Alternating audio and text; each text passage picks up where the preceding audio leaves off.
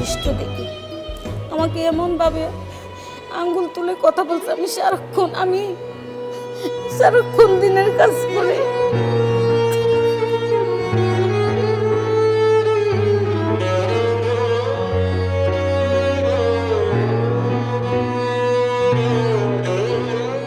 আমার নাম হলো নাজমা, থাকি কলাবাগানে। আমি একজন কোরআনের টিচার, আমি কাফন সেবাকারী। আমি মৃত্যু মানুষের কাফন গোসল দেওয়াই। বাচ্চাটা অনেক ছোট হয়েছে, অনেক ছোট বাচ্চাটা ছিল।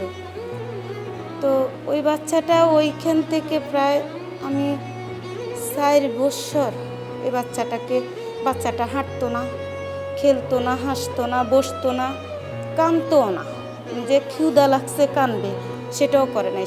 এটা কি আসলে কখনো হাঁটবে না, কথা বলবে না, বা আমাকে মা বলে ডাকবে না? তো উনি আমাকে একটা উত্তর দিল যে মাগো, আমি তোমাকে এই 3-4 বছর তুমি আমার কাছে বাচ্চাটা নিয়ে অনেক আসা যাওয়া করতেছো, যেতটুকু দেখলাম বুঝলাম এই বাচ্চাটার কোনো চিকিৎসা আমাদের হাতে নেই। যদি আল্লাহ চায় তাহলে বাচ্চাটার কিছু হবে, বা ইমপ্রুভ হবে, বা হাঁটবে, বা দাঁড়াবে।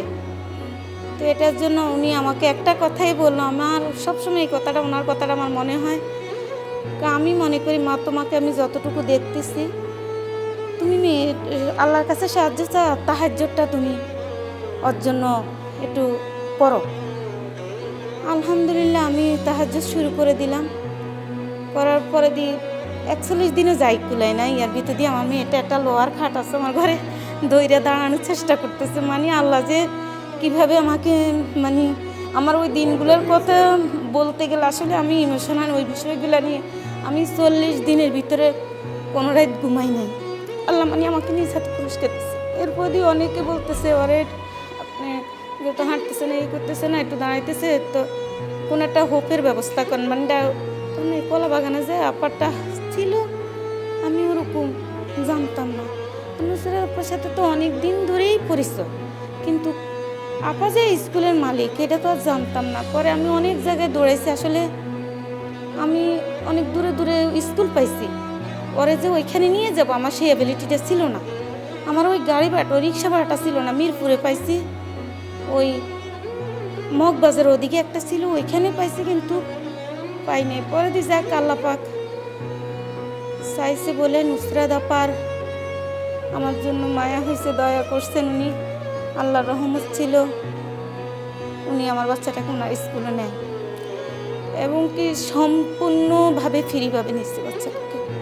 কোনো একটা টাকা কখনো আমার কাছে চাই নাই, দেই নাই। ওনার আজকে লামিয়া এখানে এই পর্যন্ত আজকে 11 বছর এই স্কুলটা, 11 বছর ধরেই ওনারা টানতেছে। এর মাঝে আমি মারাত্মক একটা অসুস্থ হয়ে গেছে, হার্টের সমস্যা হয়েছে, আমার ডায়াবেটিস, ফিডের মেরুদণ্ড হয়ে গেছে। এই স্কুল আমাকে অনেক সাপোর্ট দিচ্ছে, আমাকে সুস্থতার জন্য। কেন নুসরাত আপা একটা কথা বলছে, আপনি সুস্থ হইতে হবে লামিয়ার জন্য।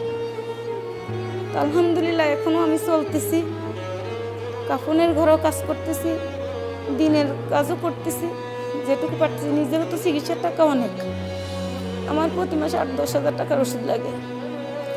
তো ওর দিকে তাকাইলে আমার দিকে তাকাইতে পারিনি। এর ভিতর দিয়ে এই রমজানের ওর যে কোনো শারীরিক একটা সমস্যার কারণে আমি একটা গাইনি ডাক্তারের কাছে যাই। গাইনি ডাক্তারের কাছে যাওয়ার পরে উনি অনেকগুলো টেস্ট দিচ্ছে, প্রায় 20-25 হাজার টাকা। তো উনি ডিসকাউন্ট দেওয়ার পরও দিয়েও প্রায় 16 হাজার টাকা গেছে।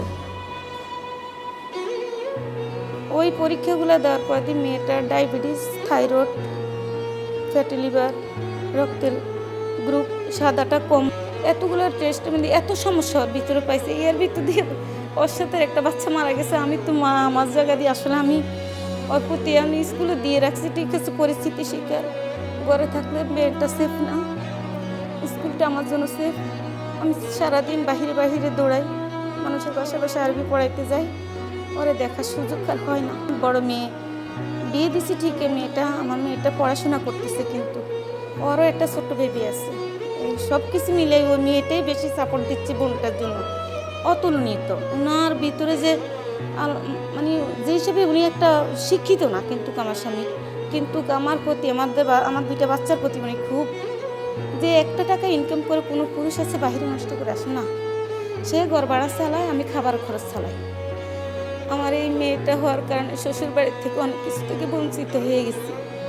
শ্বশুর বাড়িতে থাকতে পারিনি, না স্বামীর বাড়িতে একটা বড় নাই, ওটা থাক। ওদের কাছে অনেক কষ্ট পাইছি, এখনো পাচ্ছি।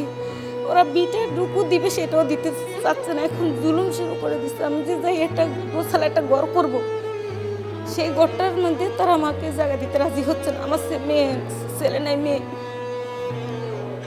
এক মেয়ে বিয়ে দিয়ে দিচ্ছে, এটা প্রতিবন্ধী, এটার কি দিব? এটা কি কিছু বুঝে? আমি এটা থাকতে হবে না, এটা বাপ মা থাকতে হবে না, এরকমও করতেছে, এখনই করতেছে। আমি বললাম কি এখন এই বছরের মাথা 1-2 বার যদি যাই ওই এই জনের বাসা, ওই জনের বাসা, আমার একটা ঘর নাই, কিন্তু আমার বাড়িতে আমার ঘর নাই।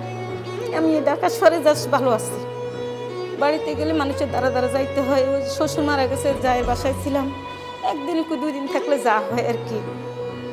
এরপর দিয়ে যাই ওইখানে আপনি সব কিছু করিয়া খাইতে হবে, নাইলে থাকতে পারবো না। শুধু আমার একটাই অপরাধ, আমার কাছে হুট করে 2 লাখ টাকা তারা চাপ দিছে। আমি প্রতি মাসে আমার পিছনে প্রতি মাসে 8 থেকে 9 হাজার টাকা চিকিৎসা পাবো, তো আমার টাকার ওষুধ লাগে। আমি এত এত জায়গায় পড়াই, আবার কাফনের করে কাজ করে, তাহলে তো তার টাকার অভাব নেই, সে আমাকে 2 লাখ টাকা কেন দিতে পারবে না বলেই মানে আঘাত। এটা তো সবসময় আসলে চিন্তা করি যে আসলে আমাদের অবর্তমানে কে থাকবে, কি হবে। তখন দিয়ে বলি আল্লাহর তাওয়াক্কাল, আল্লাহ যদি চায় আমার জন্য উত্তম কিছু ব্যবস্থা করে দিবেন।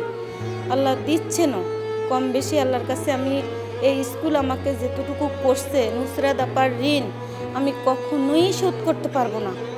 যেই মুহূর্তে আমি লাঞ্ছিত হচ্ছি, অপমানিত হচ্ছি, পাশের লোকের কাছ থেকে, নিজের মানুষের কাছ থেকে সব আত্মীয় স্বজন বিচ্ছিন্ন করে দেওয়া লাগছে আমার। এই মেয়েটাকে নিয়ে আমি কেউ কাছে যাইতে পারবো না। তখন আমি একা হয়ে গেছি, তখন শুধু আল্লাহর কাছে সাহায্য চাই। আল্লাহ আপনি উত্তম ফয়সালাকারী, আপনি আমাকে পথ দেখান, যেই পথে থাকলে আমার মেয়ে এবং আমি কল্যাণের মধ্যে থাকতে পারবো, আপনাকে রাজি খুশি করতে পারবো, আমাকে সেই পথ দেখান। আল্লাহ উত্তম পথ দেখাই দিচ্ছে। আল্লাহ তো মহান, আল্লাহ তো চাইলেই সব পারেন। তা আমি এই পর্যন্ত আল্লাহর উপর তাওয়াক্কাল করে আসছি, কিন্তু আমার কোনো গাড়ি বাড়ি নেই, ব্যাংক ব্যালেন্স নাই, কিন্তু আমি সম্মানের সাথে আছি, এটাই আমার কাছে আলহামদুলিল্লাহ।